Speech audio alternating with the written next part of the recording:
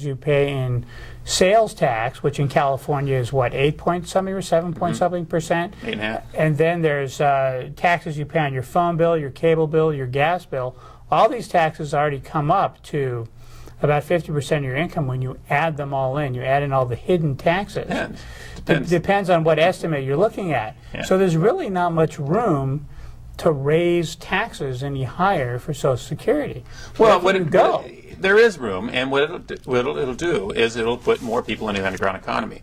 This is what happened in some of the countries in Europe, like in Italy. Northern Italy is a very industrious place. They have a lot of industry going on there, but they've already moved about 30 to 35% of the workforce in the underground economy because they can't afford to pay the taxes. So when you were getting, you needed some machine work done or something like that, you go see the guy down the street out of his garage, and he'll machine you the part, and you pay him cash. But they have to keep moving out of the regular economy into the underground economy to avoid paying those high taxes. And what the old parties, the Republicans and Democrats, they like to say is that the rich paid all the taxes. Well, the rich don't have the money. You don't get rich by paying taxes. That just doesn't happen. And on your wealth, you don't pay taxes on wealth. Bill Gates is worth over $50 billion a year. He doesn't pay taxes on that. He only pays taxes on what he gives himself in an income. Right.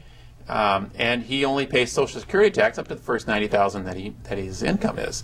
So quite often that two-wage earners, their families pay more in Social Security tax than Bill Gates.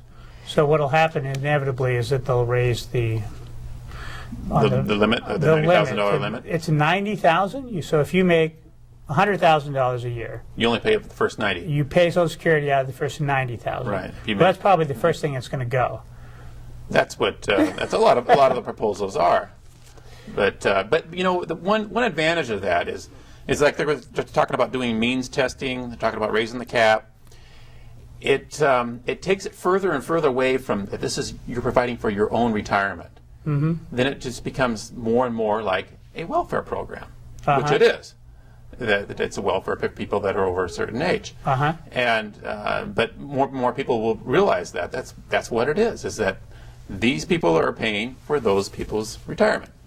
I think that what's going to happen eventually with it is that it's just the benefits are going to be reduced more and more and more until people basically depend less and less on it. I think that it's that's the two proposals from the old parties. Is that basically Republicans are saying we'll reduce the benefits. The Democrats are saying we'll raise the tax. And that's the way they're going to save Social Security. Do you think, though, have we ever actually reduced a government program in the last century? Did we ever actually pull back once we asserted, basically a welfare right? Well, no, actually, they have done a little bit with that. They've raised the retirement age from 65 to 67. So they've started to work towards that, like population. that. And with the means testing, if they start doing that, that'll actually reduce the number of people that actually get Social Security. And then they've also taxed Social Security. They didn't do that in the past. So you have to actually pay income tax on your Social Security. So you're paying taxes on your taxes. Now, although when it started out, basically, most people were getting Social Security for the last 2 years of their life, on average. No. They would die 2 years before they could receive it. Before they could receive it. That was the plan as it started. Yes. Okay, so then as medical advances have come, people and better food, better health, better nutrition, people now are living longer. So basically the population grew into Social Security, and now they are living longer. I mean, I hope the human body, I hear, is supposed to live to be 130 years old. If nothing goes wrong and you don't get sick and you eat perfect food and you don't eat, if you don't smoke, a cigarette takes, 10 minutes off your life, a piece of chocolate cake takes 7 minutes off your life or something like that. And as you go along in life, stress and other things cut you down from what is supposed to be a body that lives to be 130. Now, who knows how long it's going to take medical science to get us to live on average over 100 years. There just doesn't seem any way this is going to work No. much longer. No, it's definitely not a sustainable program by any stretch of the imagination. But why is it so popular now? I mean, it used to be called The third the rail. electric third rail of politics. If you talked about eliminating Social Security, that was it. You were out of there. And Bush is probably the first one that maybe has broken, put his hand on the third rail and didn't get completely electrocuted. But, And he wouldn't do it until after he won re-election. Uh-huh. He wouldn't touch it before the election. right. Well, what it is that the people that actually vote is the older population. Right. Right now, younger people simply don't vote.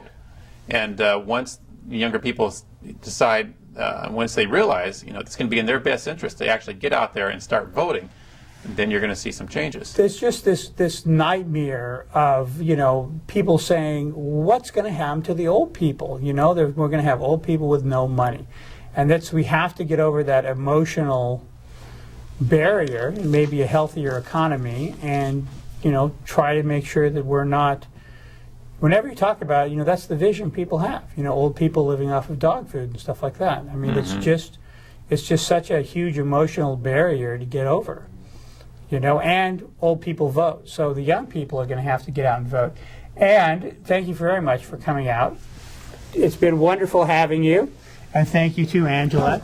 And if you out there would like any more information about the Libertarian Party, you can find us on the web where? LP.org. Or you can call us if you don't have a computer. If you're one of those people, you can call us at 1-800-ELECT-US. It's toll free, and we'll send you out a free packet of information. So, any closing remarks on Social Security? Anything to wrap up? Well, it's been deemed constitutional about 68 years ago in a very complicated case, but the Supreme Court had deemed it constitutional, and at the time it wasn't, but it was the threat of Roosevelt packing the court. Right. Is what helped the Supreme Court decide they better find Social Security constitutional. Because at first they would not. They said that this is unconstitutional. There's nothing in the Constitution that provides Right. or allows us to have Social Security. And Yeah, then after they were threatened with the court being packed with more people, they decided that they found something. The appellate court decided that it was definitely unconstitutional for the government to. It's simply not in there, under Article 1, Section 8 of the Constitution. In closing remarks, we'll just have to say that they seem to have a different copy of the Constitution than the rest of us. Thanks a lot. We'll see you next time.